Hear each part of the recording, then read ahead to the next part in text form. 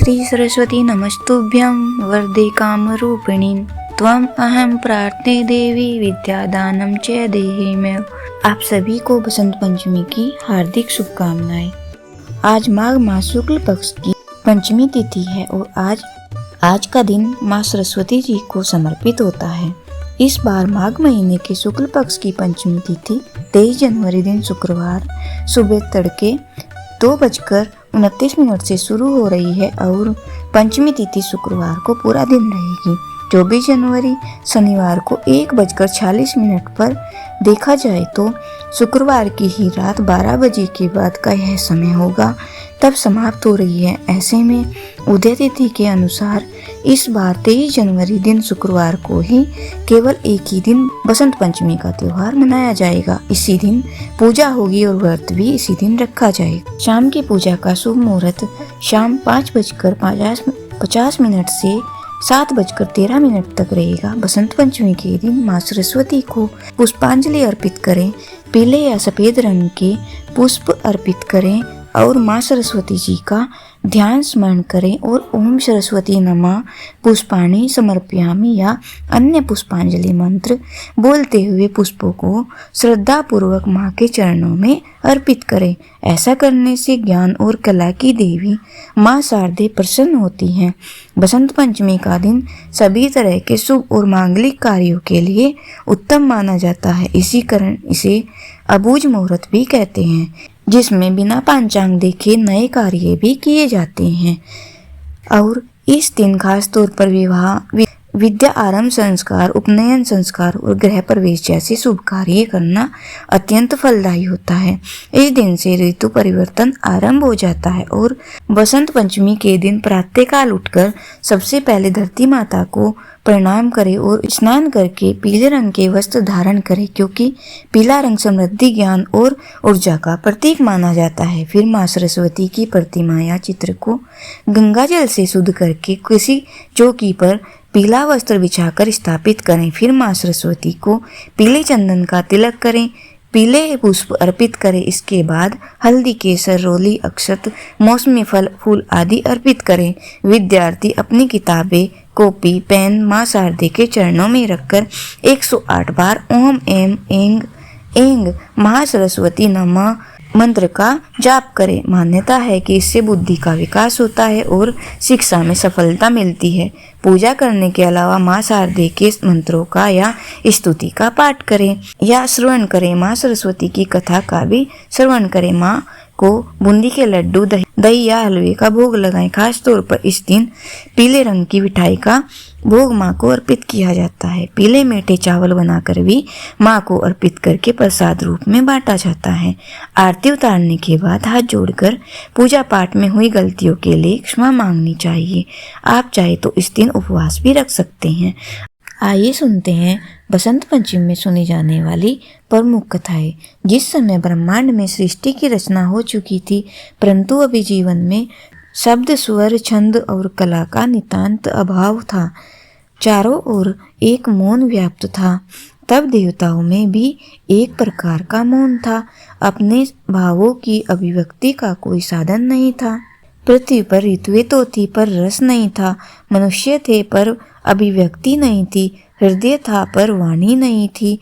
उसी समय भगवान की लीला ने नया मोड़ लिया और प्रकट हुई बसंत ऋतु, जिसमें अंततः विद्या, वाणी और संगीत की जन्मथा लिखी जानी थी। एक बार ब्रह्मा जी ने सभी ऋतुओं को बुलाया।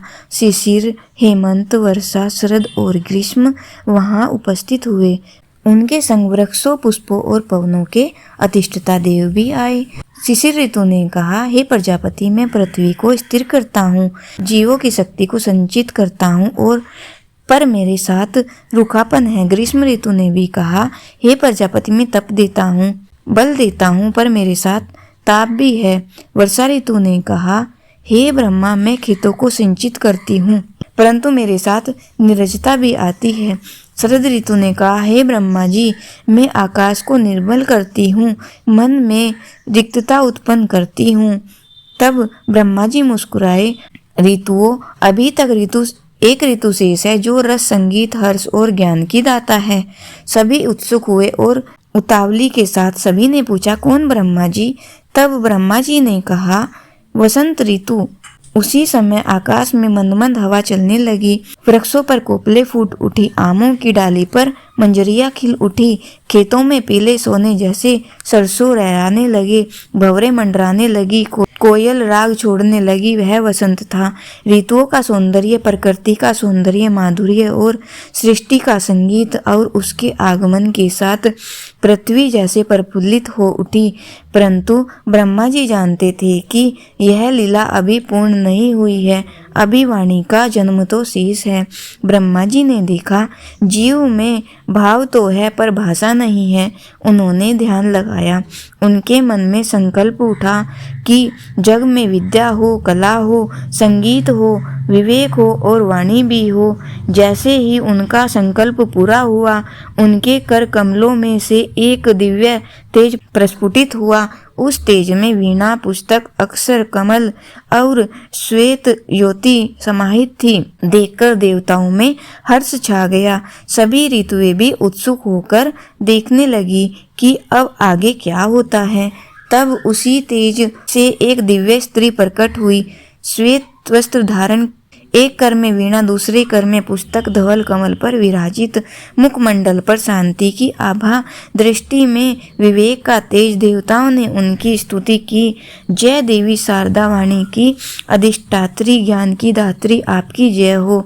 तब देवी मुस्कुराई। उन्होंने अपनी वीणा के तारों को धीमा से छेड़ा। उनकी वीणा का प्रथम नाद निकला। वह ध्वनि नाद ब्रह्म के समान थी। अब उसी क्षण संसार में शब्द, छंद, भाषा और लय की उत्पत्ति हो गई। जहाँ जहाँ वह नाद पहुँचा, वहाँ मनुष्य बोलने लगे, कवि छंद रचने लगे, राग गूंजने लगे, शास्त्र लिखे जाने लगे। शब्द से संस्कार और संस्कार से संस्कृति जन्मी। तब समस्त देवताओं ने कहा, आज से यह दिवस ज्ञान, वाणी और कला का पावन दिन कहलाएगा। तब देवी सरस्वती ने वसंत से कहा, हे सौंदर्य देवी, प्रकृति को सजाओ, मैं वाणी से हृदय को सजाऊंगी। वसंत ने पवन से कहा, तुम सुगंध लाओ। फूलों से कहा, तुम रंग भरो। देवी ने वीणा के नाद से कहा, अब मैं संगीत भरूंगी। जीव को तब प्रथम बार ज्ञात हुआ, सौंदर्य और ज्ञान जब साथ हो तभी जीवन पूर्ण होता है। मनुष्य ने देखा कि बच्चे अक्षर लिखने लगे हैं, गुरु उपदेश देने लगे हैं, कलाकार चित्र बनाने लगे हैं, ऋषि शास्त्र रचने लगे हैं। तब उस दिन उन्होंने उत्सव घोषित किया। पीले वस्त्र धारण किए, पुष्प चढ़ाए, वाणी की शुद्धता और बुद्धि की स्थिरता का व्रत लिया और वही दिन वसंत पंचमी कहलाया। उस समय एक गुरु ने अपने शिष्य से कहा, पुत्र, धन से घर सजता है लेकिन विद्या से जीवन संवरता है। धन से अधिकार मिलता है पर विद्या से सम्मान। धन खोकर फिर से वापस पाया जा सकता है पर विद्या खोकर नहीं मिलती। शिष्य ने प्रार्थना की कि माँ, मुझे ऐसे ज्ञान दो जिसमें मैं स्वयं को भी सुधार कर सकूं और जग भी सुधरे। काल ने पूछा, हे वसंत, तुम सबको प्रसन्नता देते हो पर स्वयं कभी दुखी नहीं होते। वसंत ने कहा, क्योंकि मैं जानता हूँ कि जीवन में शीत भी आएगा, शरद भी और ग्रीष्म भी, लेकिन मनुष्य को कभी रस से वंचित नहीं करना चाहिए, क्योंकि जहाँ रस है वहीं लीला है और जहाँ लीला है वहीं प्रभु है। तब देवी सरस्वती ने कहा, ज्ञान से अहंकार मत बनाना, विनय बनाना, वाणी से कटुता मत फैलाना, माधुर्य फैलाना, कला से प्रदर्शन मत करना, साधना करना। तब देवी फिर बोली, जहाँ विद्या, कला, संगीत और सौंदर्य होगा वहीं मेरा वास होगा। वसंत ऋतु ने कहा, और जहाँ मधुरता है वहीं सृष्टि का यथार्थ है। प्रिय श्रोताओं, इस प्रकार वसंत पंचमी का हमारी भारत भूमि में बहुत अधिक महत्व है। प्राचीन काल में वसंत पंचमी सरस्वती नदी का भी पर्व था। भारत के कई हिस्सों में इस पर्व को सरस्वती पूजा के रूप में जाना जाता है, जो देवी सरस्वती को प्रसन्न करने का दिन है। आज के दिन घरों में देवी सरस्वती की पूजा की जाती है, जबकि सरस्वती मंदिरों को सजाया जाता है और भक्तों की भारी भीड़ उमड़ती है। दक्षिण भारत में इसे श्री पंचमी के रूप में मनाया जाता है। श्री देवी लक्ष्मी के नामों में से एक है। वसंत पंचमी वह दिन है, वसंत पंचमी वह दिन भी है जब भगवान शिव की तपस्या भंग करने के लिए कामदेव वहां उपस्थित हुए थे। इस प्रकार वसंत पंचमी का यह पर्व हिंदू त्रिमूर्ति की तीनों देवियों से जुड़ा है। दूसरे शब्दों में यह ज्ञान, समृद्धि और सृजनात्मक ऊर्जा का उत्सव मनाने का दिन है। सरस्वती नदी उत्तर पश्चिम भारत की एक प्राचीन नदी थी जो समय के साथ साथ धीरे सूखती चली गई। उन दिनों वसंत ऋतु के आगमन के साथ हिमालय के हिमनद पिघलते थे, जिससे सरस्वती नदी का प्रवाह बढ़ जाता था। नदी के किनारे उगने वाले सरसों के खेत पूरी तरह लहला उठते थे और सरसों के पीले वस्त्रों से नदी के किनारे कई मीलों तक सुशोभित हो जाते थे, जो एक अद्भुत ही दृश्य प्रस्तुत करते थे। प्राचीन काल में ऋषियों के आश्रम सरस्वती नदी के किनारे स्थित थे।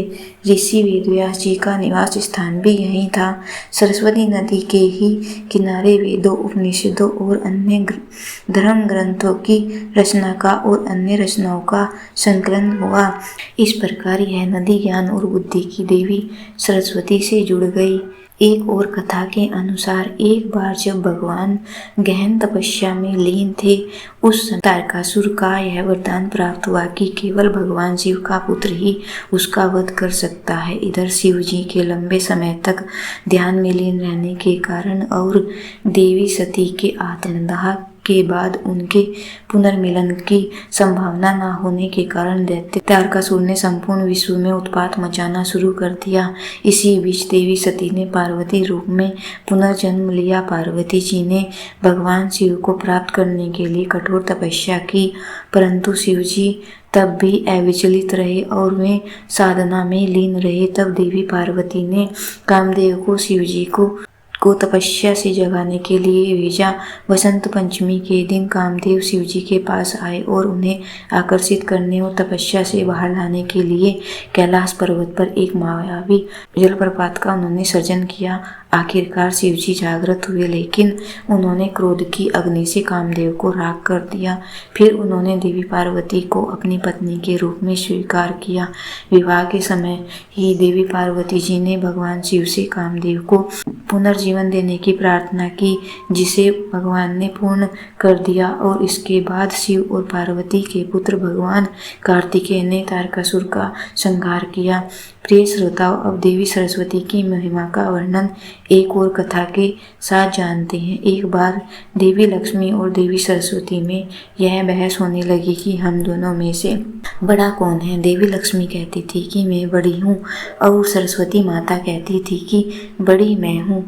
बहुत समय तक दोनों के बीच यह बहस चली, लेकिन कोई भी समाधान नहीं निकला। अभी बहस चली रही थी कि तभी वहाँ एक भिखारी गुजरा।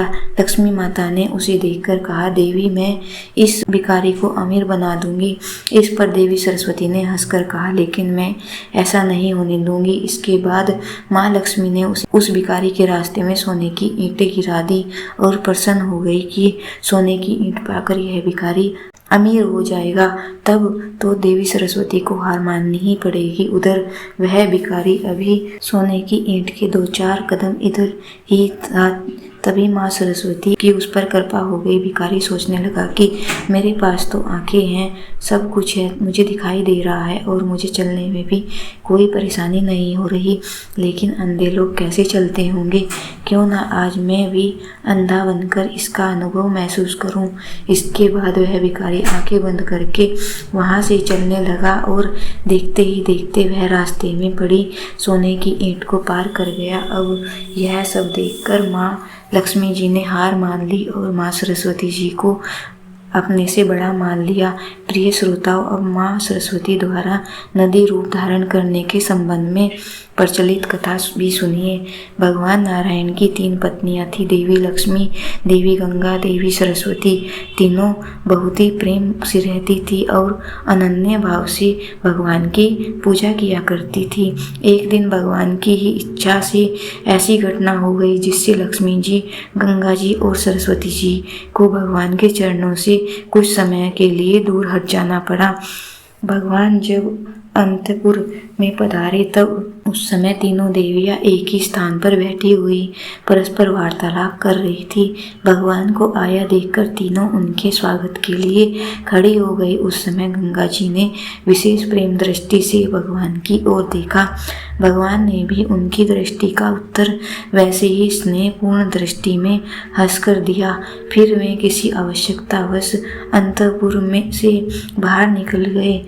तब देवी सरस्वती जी ने देवी गंगा जी के उस व्यवहार को अनुचित बताकर उनके प्रति आक्षेप किया। गंगा जी ने भी कठोर शब्दों में उनका प्रतिवाद किया। उनका विवाद बढ़ता देखकर लक्ष्मी जी ने दोनों को शांत करने का प्रयास किया।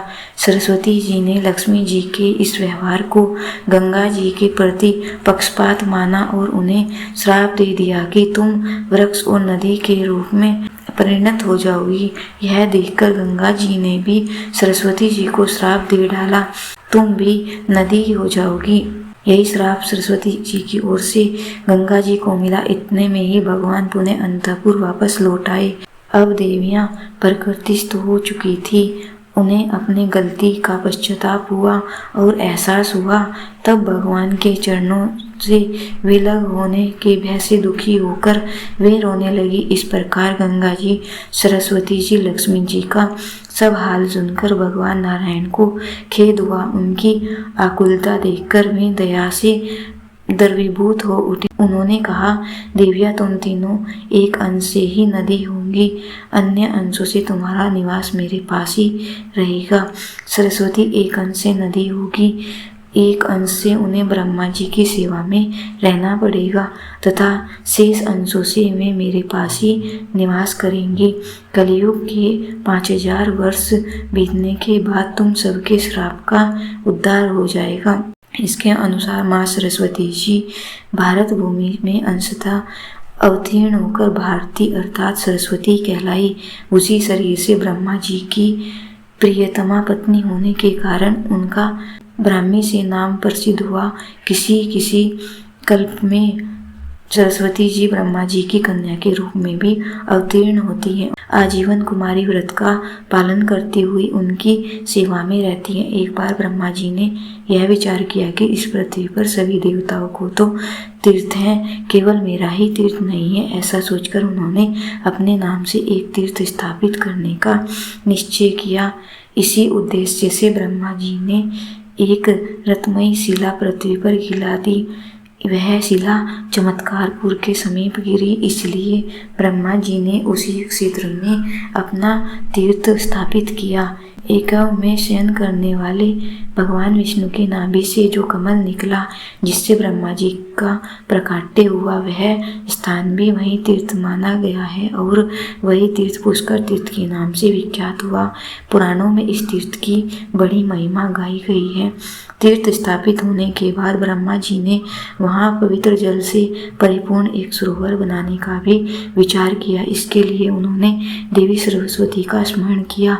देवी सरस्वती नदी रूप में परिणत होकर भी पापी जनों स्पर्श के भय से छिपी छिपी पाताल में बहती थी। ब्रह्मा जी के स्मरण करने से वे भूतल और पूर्वोक्त शिला को भी भेद कर यहाँ प्रकट हो गई। उन्हें देखकर ब्रह्मा जी ने कहा, देवी अब तुम सदा यहाँ मेरे समीप ही रहो, मैं प्रतिदिन तुम्हारे जल में तर्पण करूँगा। ब्रह्मा जी का ऐसा आदेश सुनकर सरस्वती जी को बड़ा भय हुआ कि इससे कहीं कोई पापी जल का स्पर्श न कर ले।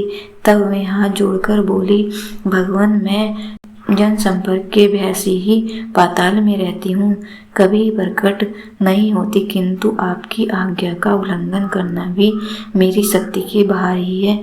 अतः आप ही इस विषय पर भली भांति सोच विचार कर जैसा उचित हो वैसी व्यवस्था कीजिए। तब ब्रह्मा जी ने सरस्वती जी के निवास के लिए वहाँ एक विशाल सरोवर खुदवाया।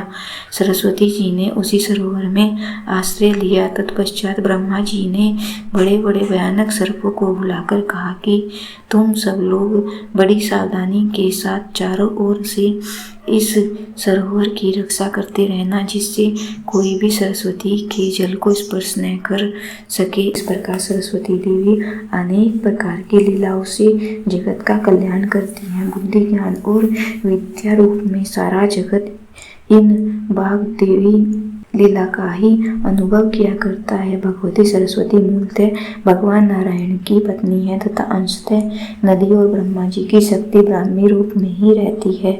ये मांतकी महाविद्या स्वरूपिणी सरस्वती देवी हैं। भगवती गौरी के शरीर में प्रकट कोशिका नाम से प्रसिद्ध हुई और शुभ निशुंभ आदि असुरों का वध करके उन्होंने ही संसार में सुख शांति की स्थापना की। आइए अब हम सभी मिलकर माँ सरस्वती देवी की स्तुति करें और इस स्तोत्र का पाठ करें। या कुंदेन्दु तुषार हार ध्वलला या शुभ्रवस्त्रावृता या वीणावरदण्डमण्डितकरा या श्वेतपद्मासना या ब्रह्मच्युत शंकर पार्वती देवी या सदा पूजिता सा मां पातु सरस्वती भगवती शेषजाड्यापहा दोर्भुयुक्ता चतुर्भि सर्पटिका मे मक्षमाला।